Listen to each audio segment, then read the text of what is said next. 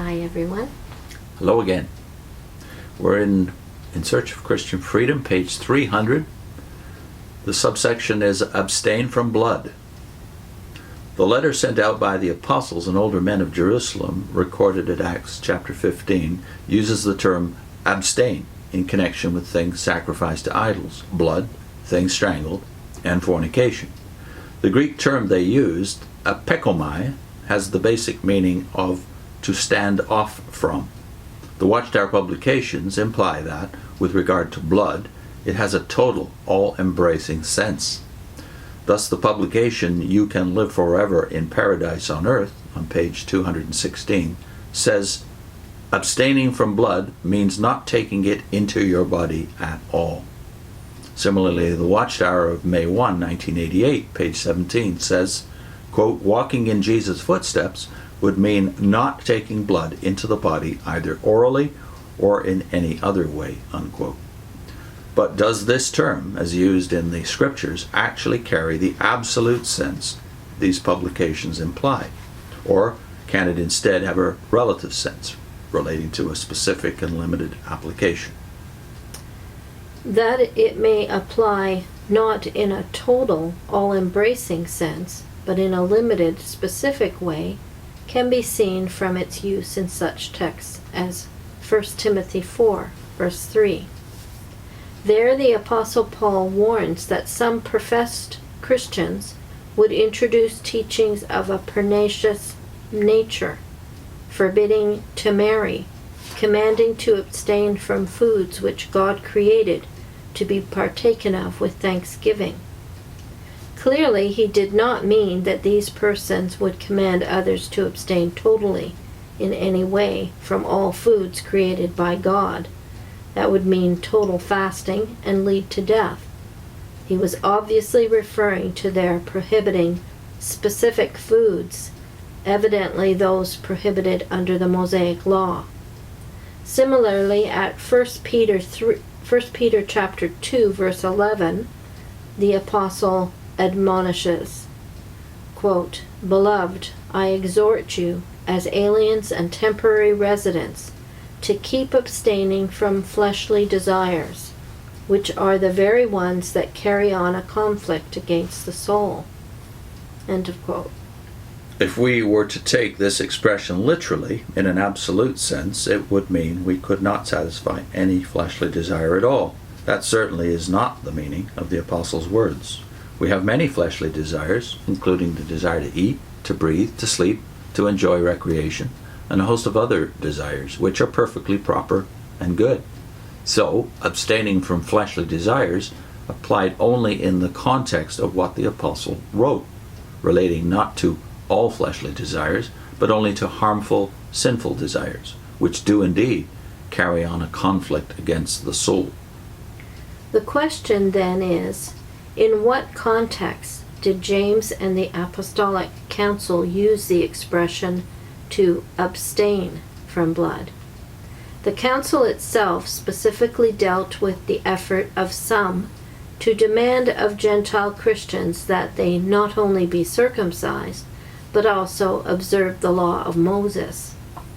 That was the issue the Apostle Peter addressed, observing of the Mosaic law, which he described as a burdensome yoke. When James spoke before the gathering and outlined his recommendation of things the Gentile Christians should be urged to abstain from, things polluted by idols, fornication, things strangled, and blood, he followed this up by the statement, quote, For from ancient times Moses has had in city after city those who preach him, because he is read aloud in the synagogues on every Sabbath. His recommendation, therefore, quite evidently took into account what people heard when Moses was read in the synagogues. James knew that in ancient times there were Gentiles, people of the nations, who lived in the land of Israel, dwelling among the Jewish community. What had been the requirements placed upon them by the Mosaic Law? They were not required to be circumcised, but they were required to abstain from certain practices and these are outlined in the book of Leviticus chapters 17 and 18. That law specified that not only Israelites, but also that alien residents among them should abstain from engaging in idolatrous sacrifices, that's Leviticus 17, 7-9, from eating blood, including that of unbled dead animals, that's Leviticus 17, 10-16, and from practices designated sexually immoral, including incest and homosexual practices. And that is Leviticus 18, 6-26. So it's obvious that if you know the Jewish background and you know the synagogue practice of the time and centuries prior to that, you know, if you just read the book of Acts, that lots of Gentiles were attaching themselves to the local synagogues. What would be required of those who didn't make the full commitment to Judaism and become Jews by circumcision? Yeah. They would So- be expected to conform to the habits and cultural context they were in. So now there's the early church with a mixed audience again of Jewish and Gentile believers. Which connects immediately to the videos we've already made about Romans and about Corinthians, where you don't see the same sensitivity about I would say a rigid application of these principles. Even you don't see the same sensitivity in those local congregations, and they were written within a decade of the Jerusalem Council. But it's because of who the audience would have been. If it's in Corinth, it's going to be mostly Gentiles in the audience, in the congregation. So they have a different set of problems.